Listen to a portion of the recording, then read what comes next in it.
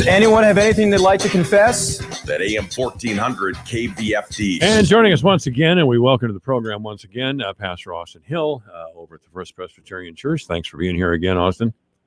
My pleasure. Now, I don't know if you've heard that Teresa Greenfield commercial there just a few minutes ago, but it portrayed Teresa Greenfield as a demon.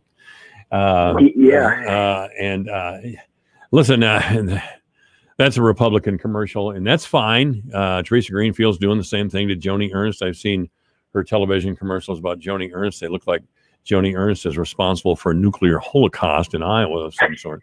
I'm not putting down either party. They both do it. The question is, from a moral standpoint, should they do it? I guess they should.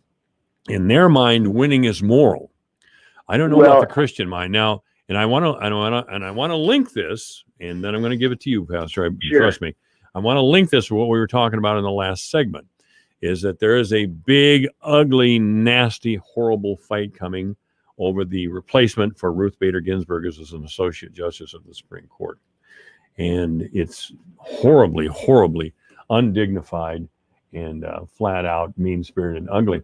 I'm going to play just a little bit of a clip here, just so we all... Sotomayor and Kagan, tell them that Lindsay said hello, because I voted for them. I would never do to them what you've done to this guy. This is the most unethical sham since I've been in politics.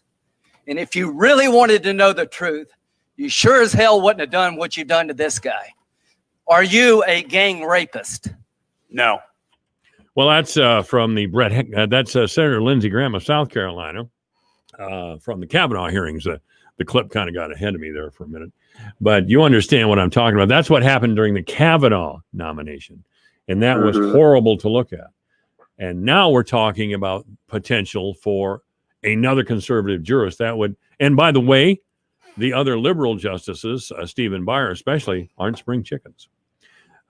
So the cultural left has changed our society through the Supreme Court, not through the democratic process, but through the Supreme Court and playing to the vanity of the justices, I believe.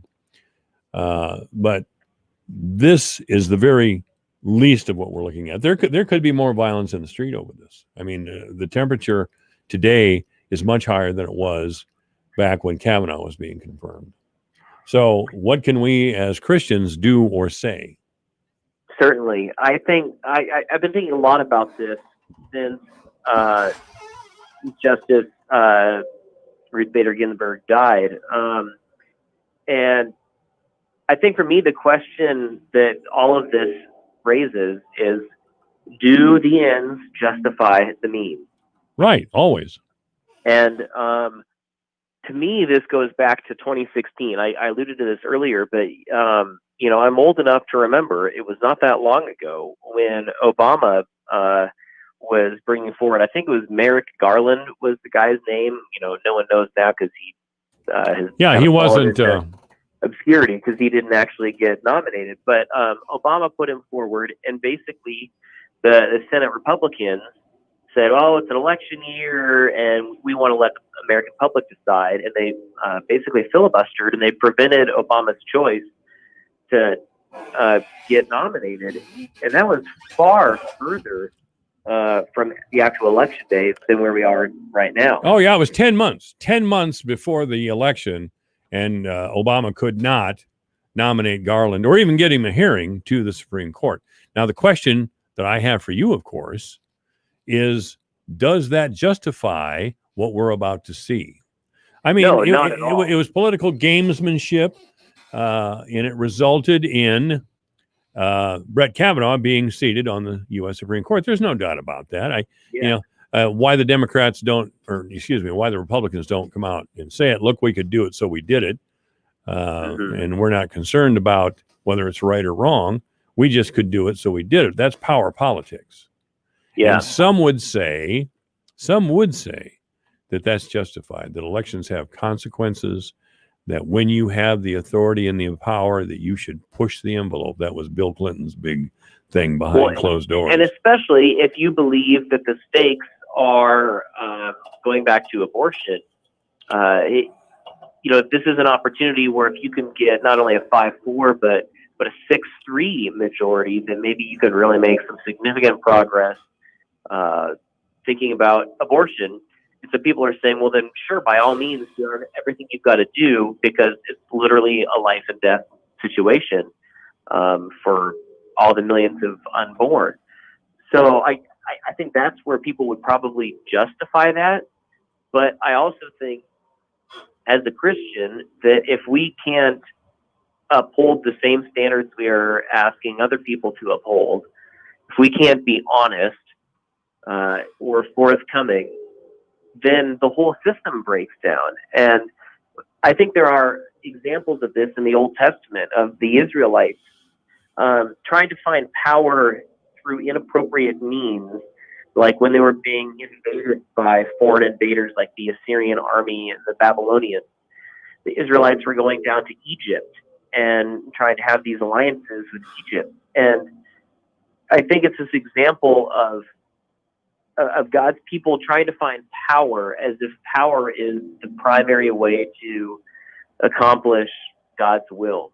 And yet the New Testament points out that our power is not in our political power, it's not in our wealth or our position or our status, but Jesus points out that God's strength comes to us in our weakness. And Jesus lived a whole life of sacrifice, and that he basically pointed out that you are great when you are serving other people. And I think we've kind of lost sight of that in these kind of power grabs or power politics that you've been talking about. You know, years ago, a Presbyterian minister described the Catholic Church as being of rum. How did he say it?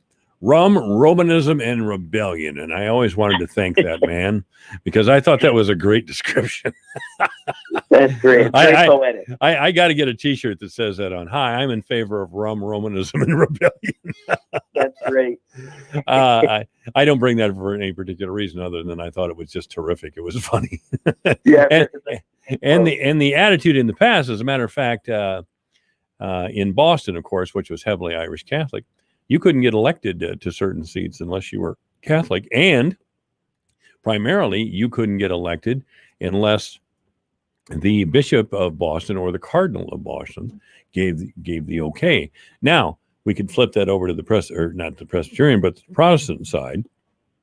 And the influence of Protestant ministers has been felt down through the years. Billy Graham, the Reverend Billy Graham, is a great example.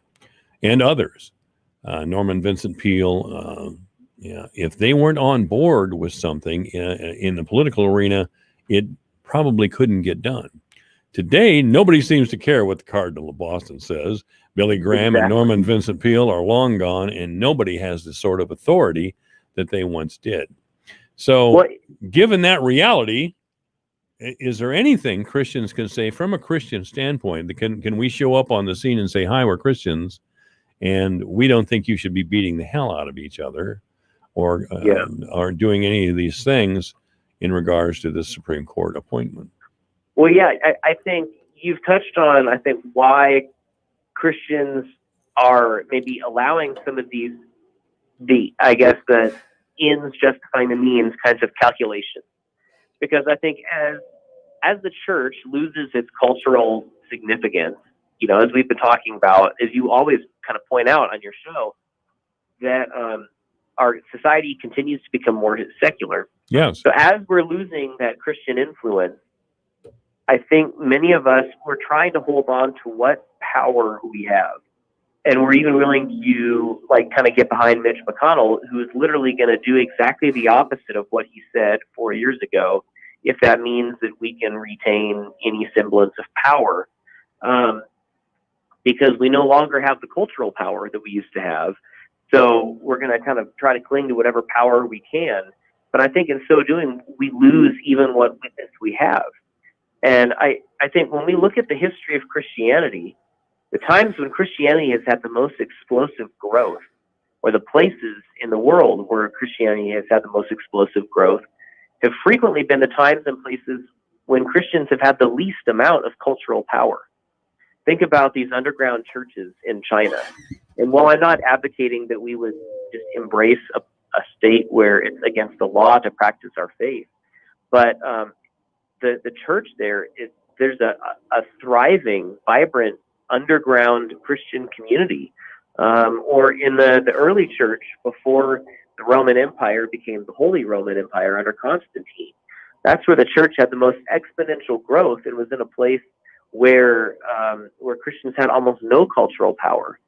And then I think we've started to see this decline in our faith when everyone has some understanding of Christianity, and it just kind of became a cultural thing more than actually something that involved a conscious decision or that involved some kind of sacrifice. It was just kind of like our society was Christian, and so it all just kind of got watered down, and we find ourselves where we are now. So I think the more we cling to power by any means, I think the more we actually lose our credibility and our ability to faithfully profess what it is that we believe. Well, that could be true, Pastor, but I do know, I should say, it seems to me that's something that Ed Breen used to say, the old owner of KQTV and KVFD radio. It seems to me that Christianity began to lose its influence when it was discovered that many of its prominent leaders were phonies. The Catholic Church's reaction to the child abuse scandal in their church is unforgivable. It's repulsive what the church allowed within its ranks for so many years. And no, I'm not giving the Protestant or the Christian denominations any sort of break at all. Oral Roberts once got on television and said if you didn't buy the towels that he was selling, and the towels he was selling, he would put his hand on them and say that he felt a strange burning sensation. Then he'd want to sell these hand towels for $30 a piece. Now, this was several years ago. And he said if he didn't sell so many dollars worth, God was going to call him home. Now, that's just one example. I mean, I could talk about Jim Baker and his gold dog house and all these things. But anyway, people aren't going to believe that. People aren't going to respect any of the things that I just mentioned. They're going to be horrified by it. They may seek to turn to the smaller churches that you have described, where people are really committed Christians. But I think, you're spot on with that. I think that demonstrates all the more that we have people in these positions of power and influence that are just unsustainable. And even still today, you don't even have to go all that far back, but we're still seeing more and more of some of the biggest, most influential pastors and leaders in churches in America that are having moral failures left and right. Some are committing suicide and all these really horrible things, because we're seeing that when you cling to power, you're missing the whole point of the gospel. Jesus' disciples were they're arguing who is going to be the greatest among them. And the response that Jesus says is, whoever among you wants to be great must be a servant. And I think we forget that, especially when we merge our politics and our faith, and we're trying to cling to that power as opposed to looking for ways to serve other people. And so I think a reminder that the church can give to the culture, especially this fall, is that it's not about how much power you wield. It's about how do you serve the people God has placed in your life. Pastor Austin Hill has been our guest. Always a great pleasure, sir. Thank you very much. My pleasure, too. Have a great day. This is AM 1400, KVFD, the voice of Fort Dodge. Hiring can be challenging, but ZipRecruiter makes it fast and easy. We talked to Monica Starks, who needed to hire for a pivotal role at her company, GS Group. As the owner of a construction company, finding the right people is a very difficult task. So I use ZipRecruiter. ZipRecruiter's powerful matching technology identifies the right people for your job and actively